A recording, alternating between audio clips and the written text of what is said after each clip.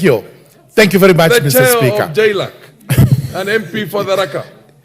Mr. Speaker, sir, allow me to also voice some support for this bill. It's a Senate bill. I must start by saying so. But it's a bill that is actually well done.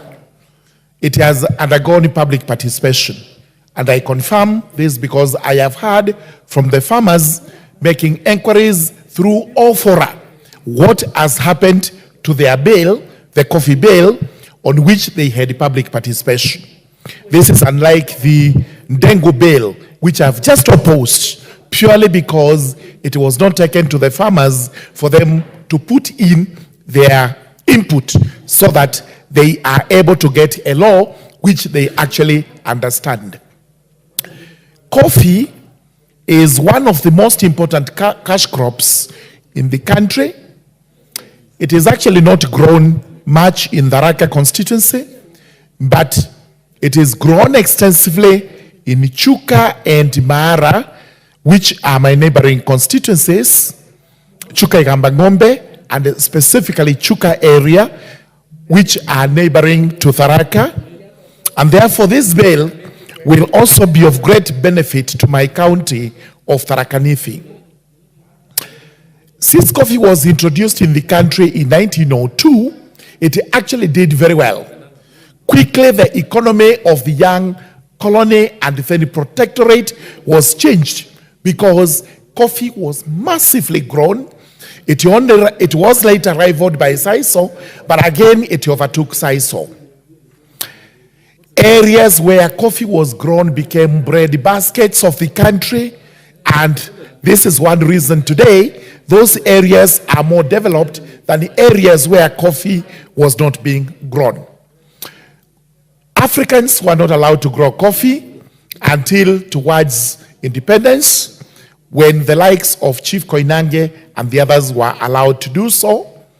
But after independence, and we had a law, the Coffee Act, which was in place that time, then quickly the crop gained popularity, and in the 70s, it was the mainstay of the country. It was overtaken by tea later, but again, we want to restore coffee to where it used to be, so that not only is it a major foreign exchange earner for the country, it is also one of the crops that give farmers the best of the income for their livelihoods. This new law is very important because it handles the three major areas of coffee growing, starting with a crop husbandry, research, and growing or germinating of the crop.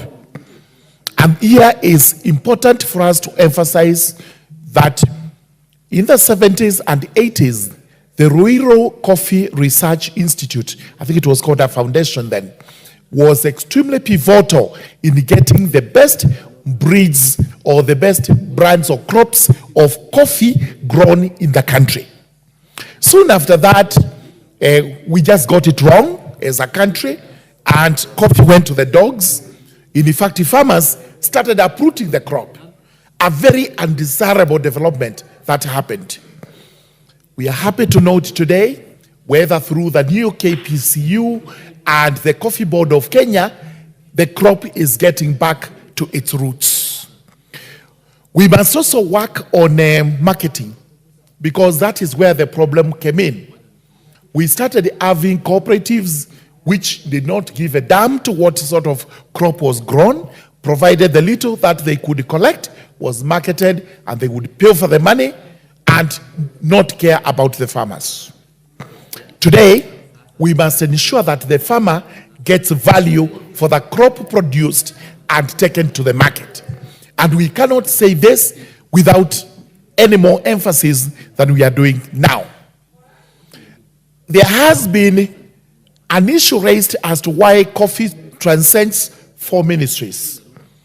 And this, we must admit, because this is our country, brings in the issue of bureaucracy when decisions have to be made regarding the crop. The parent ministry is the Ministry of Agriculture.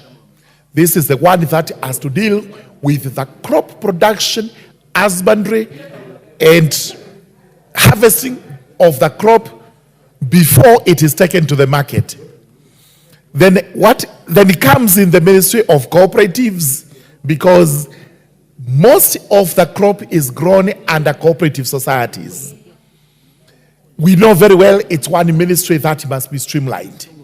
It is not as efficient as it should, and the new CS must move in to make it even better than it is. After that, it moves to the Ministry of Trade, because we have to market it abroad. We have to take it to the countries where it is consumed, and we are paid for it. Again here, we must streamline, not in the likes of the way we market our manufactured products. This is a crop, it belongs to a farmer. It doesn't belong to an industry.